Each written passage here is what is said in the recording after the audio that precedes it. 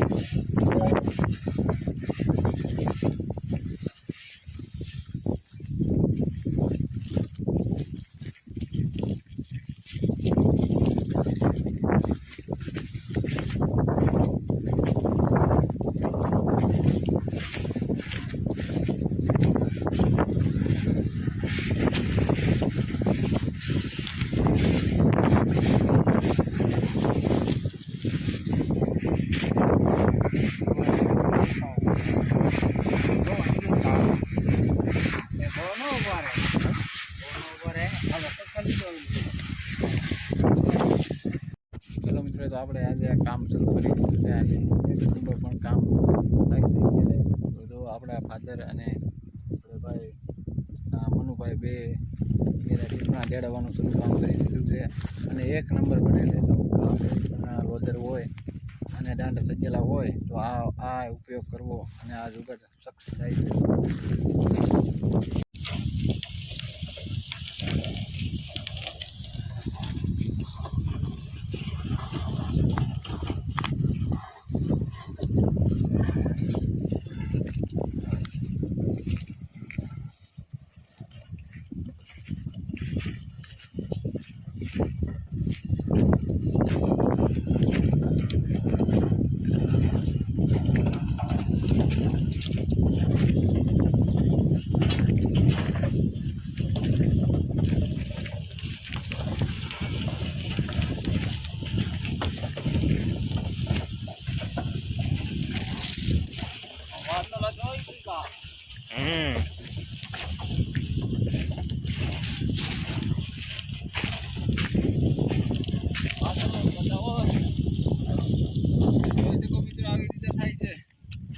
તો ફાઇનલી મિત્રો જો આ રીતે થાય છે અને જો બાજુમાં છે એ આ ઊભું છે જો, અને આમાં પછી ટીપણું તેડવીએ એટલે જો આ ટાઈપનું થઈ જાય છે. મોગરા બોગરા ડુંગળી લોદર સાંધું ઢળી જાય છે. જો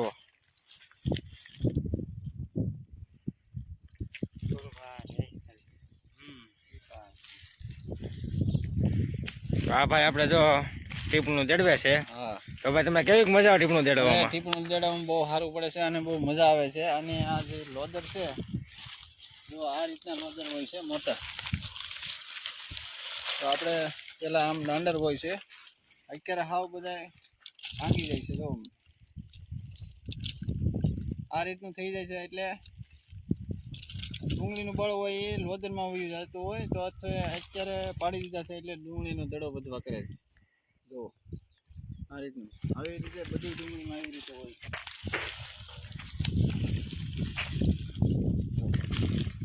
બધા લોદર ભાંગી દે. જો હા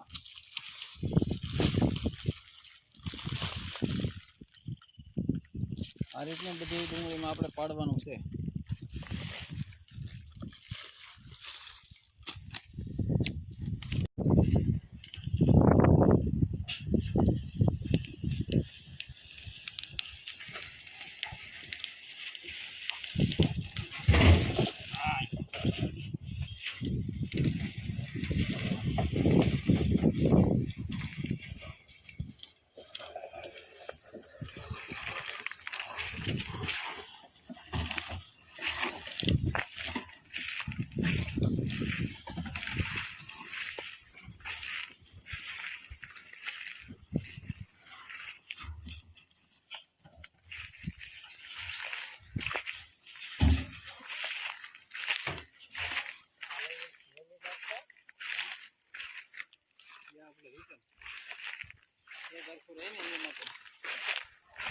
હિતેશભાઈ આ રીતનો આ એક વિડીયો આ રીતનો તો પટ્ટો પડી જાય છે. જો લોદર ઢળી ગયા છે અને હવે જો આ બાજુની ડુંગળી છે હંતા લોદર તમામ ઊભા છે અને હાવ જો પડી ગયા છે એટલા માટે તો હમણાં આમાં ટીપણું આપણે આવે છે. ને આપણે પહેલી ભાઈ જો બહાટી બોલાવે છે ટીપણોની જલ્યો તમે. મનુભાઈ જો આમ લબ્બરનું ટીપણું લીધું કાંઈ ન મળ્યું તો.